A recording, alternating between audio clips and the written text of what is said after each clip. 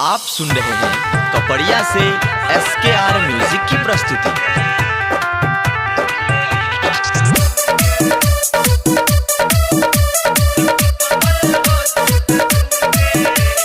DJ Shankar मां Savitri recording studio.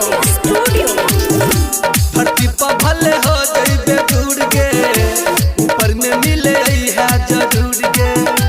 धरती पर भले हो जइबे दूर गे, ऊपर में मिले है जरूर गे। माई बाप के इज्जत के खातिर सुन कोई छिए मजबूर गे। धरती पर भले हो जइबे दूर गे, ऊपर में मिले है जरूर गे। धरती पर भले हो जइबे दूर गे, ऊपर में मिले है जरूर गे।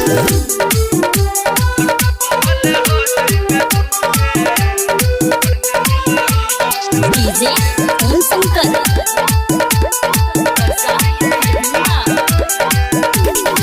बेटी के फर्ज जानू तू निभई है, हमरा बिना तू ससुरा में रही है।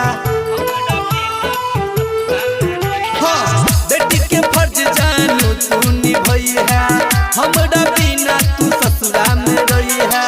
हमर तो हर नहीं छूगे जानू, एमे कोनो कसूर गे। धरती पर भले हो जइबे दूर गे, ऊपर में मिले है जरूर गे। धरती पर भले हो जइबे दूर गे, ऊपर में मिले है जरूर गे।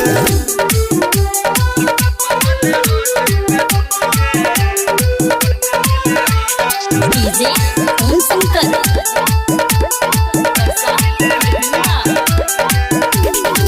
मान ले जानू तू हमार बात गे, खुश रहा सुधीर सुमन के साथ गे।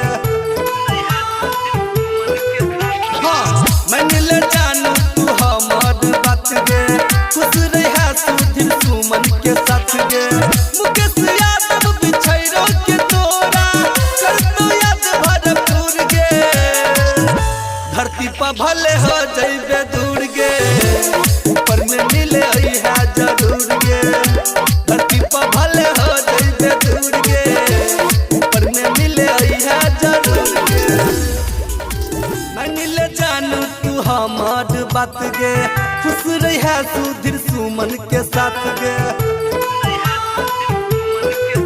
हाँ, मान ले जानू तू हमार बात गे, खुश रहा सुधीर सुमन के साथ गे।